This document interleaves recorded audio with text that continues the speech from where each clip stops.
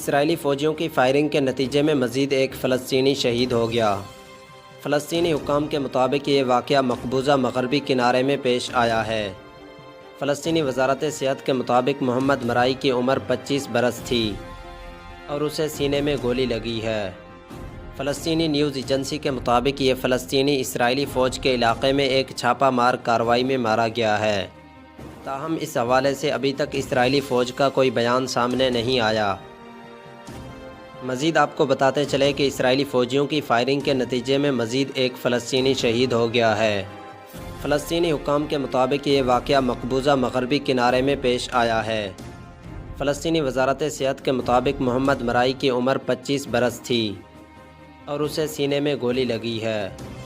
فلسطینی news agency کے مطابق یہ فلسطینی اسرائیلی فوج کے علاقے میں ایک چھاپہ مار کارروائی میں مارا گیا ہے۔ تاہم اس حوالے سے ابھی تک اسرائیلی فوج کا کوئی بیان سامنے نہیں آیا۔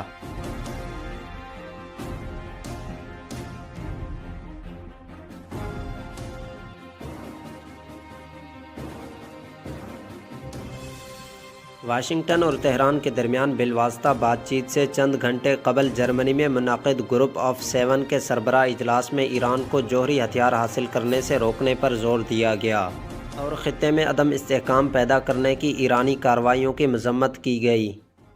G7 نے اپنے حتمی بیان میں تہران سے اپنی بیلسٹک میزائل کارروائیوں اور سمندری نیویگیشن کے لیے خطرات کو روکنے کا بھی مطالبہ کیا۔ G7 گروپ نے ایران کے جوہری پروگرام کو روکنے کے لیے سفارتکاری کے طریقے کو اختیار کرنے کی ضرورت پر زور دیا۔ 7 بڑے ممالک نے کہا کہ ایران نے جوہری معاہدے کی طرف واپسی کے سفارتی موقع سے فائدہ نہیں اٹھایا۔ یہ بیان ایسے وقت میں سامنے آیا ہے جب گزشتہ دنوں کی انتھک یورپی کوششوں کے بعد گزشتہ مارچ سے تعطل کا شکار جوہری مذاکرات کو بحال کرنے کے لیے دوحہ میں آج شام بالواسطہ امریکہ ایران مذاکرات شروع ہونے کا امکان ہے۔ امریکی محکمہ خارجہ نے کل شام کو بتایا کہ بات چیت بالواسطہ طور پر ہوگی۔ انہوں نے اس بات پر زور دیا کہ واشنگٹن ونایا میں طے پائے نکات کی روشنی میں اس معاہدے کو مکمل کرنے اور اس پر عمل درآمد کے لیے تیار ہے تاکہ مشترکہ جامع منصوبہ بندی کے مکمل نفاذ کی طرف باہمی واپسی ہو۔ امریکہ نے کہا کہ ایران کی جوہری مذاکرات کی طرف واپسی کے ساتھ اسے اپنے اضافی مطالبات کو ترک کرنے کی ضرورت ہے۔ ان مطالبات میں ممکنہ طور پر پاسداران انقلاب کو دہشت گرد تنظیموں کی فہرست سے نکالنے کا مطالبہ شامل ہے، جبکہ دوسری جانب ایرانی وزارت خارجہ نے اعلان کیا ہے کہ چیف جوہری مذاکرات کار مذاکرات کے لیے دوحہ پہنچ گئے ہیں۔ مزید آپ کو بتاتے چلیں کہ واشنگٹن اور تہران کے درمیان بالواسطہ بات چیت سے چند گھنٹے قبل جرمنی میں منعقد گروپ آف 7 کے سربراہ اجلاس میں ایران کو جوہری ہتھیار حاصل کرنے سے روکنے پر زور دیا گیا اور خطے میں عدم استحکام پیدا کرنے کی ایرانی کارروائیوں کی مذمت کی گئی۔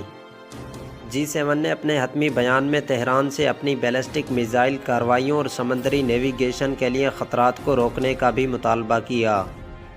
G7 گروپ نے ایران کے جوہری پروگرام کو روکنے کے لیے سفارتکاری کے طریقے کو اختیار کرنے کی ضرورت پر زور دیا۔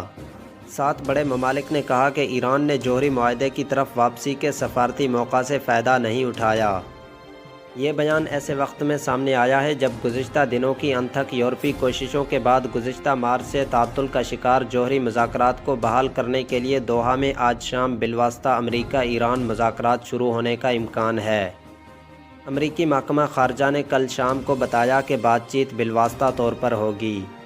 انہوں نے اس بات پر زور دیا کہ واشنگٹن ونایا میں طے پائے نکات کی روشنی میں اس معاہدے کو مکمل کرنے اور اس پر عمل درآمد کے لیے تیار ہے تاکہ مشترکہ جامع منصوبہ بندی کے مکمل نفاذ کی طرف باہمی واپسی ہو۔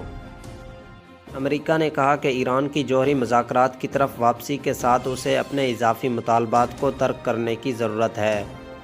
ان مطالبات میں ممکنہ طور پر پاسداران انقلاب کو دہشت گرد تنظیموں کی فہرست سے نکالنے کا مطالبہ شامل ہے، جبکہ دوسری جانب ایرانی وزارت خارجہ نے اعلان کیا ہے کہ چیف جوہری مذاکرات کار مذاکرات کے لیے دوحہ پہنچ گئے ہیں۔